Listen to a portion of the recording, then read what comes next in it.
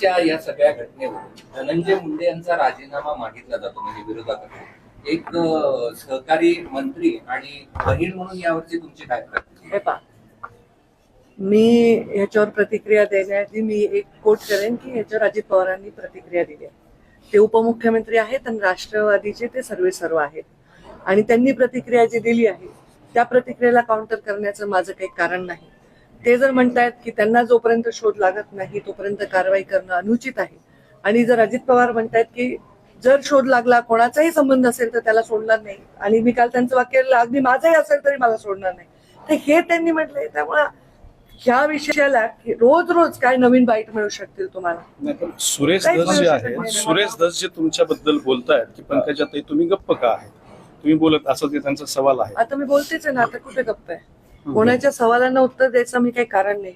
मी पहिलं पत्र दिलं या महाराष्ट्रात ते SIT लावा म्हणून आणि ह्याच्यावर मी परवा विस्तृत प्रेस घेतली. तुमचाच होमवर्क कमी आहे, तेच प्रश्न विचारता तुम्ही.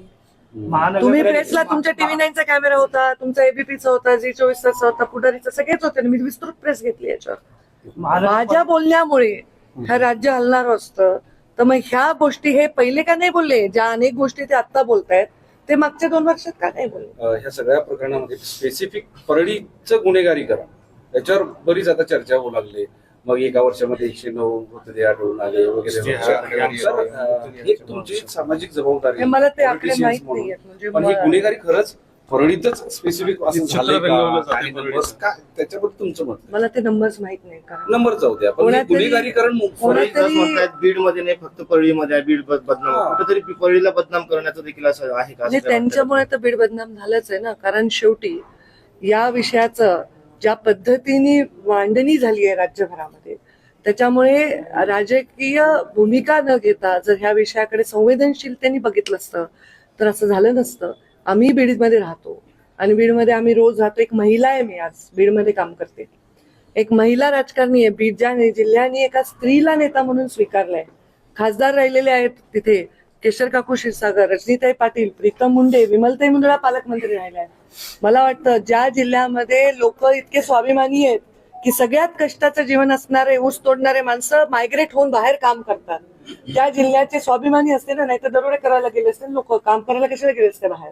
त्या जिल्ह्याच्या विषयी अशा घटनेने तो जिल्हा बदनाम होत असेल तर माझ्याकडे आता म्हणजे RTI मधून प्रत्येक जिल्ह्यातल्या घटनांचा आढावा आहे. मला माहितीये की पुणे जिल्ह्यात किती घटना घडल्यात. अजूनही मुळशी पॅटर्नच्या हत्या चालू आहेत.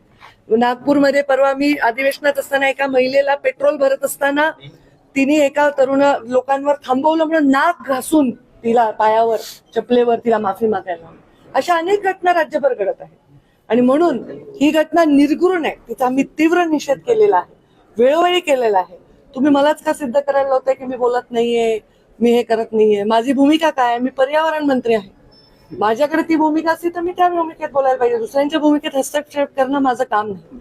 आणि माझे मुख्यमंत्री जेव्हा विधानसभेत शब्द देत आहेत त्याच्यानंतर परत मी त्या विषयाला फार वेगळ्या पद्धतीने हवा देणं हे योग्य असं वाटत नाही. पालकमंत्रीपदाचा जो मुद्दा आहे, पालकमंत्रीपद तुमच्यात आणि धनंजय मुंडे यांच्यामध्ये जी रस्सीखेच आहे काही रस्सीखेच नाहीये.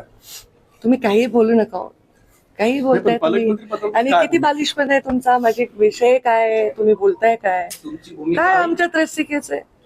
मी त्याला निवडून आणण्यासाठी प्रचार केलाय, त्यांनी माझ्यासाठी केला. आम्ही दोघं एकमेकांच्या युतीमुळे आम्ही एकमेकांवर काम करतोय. रस्सी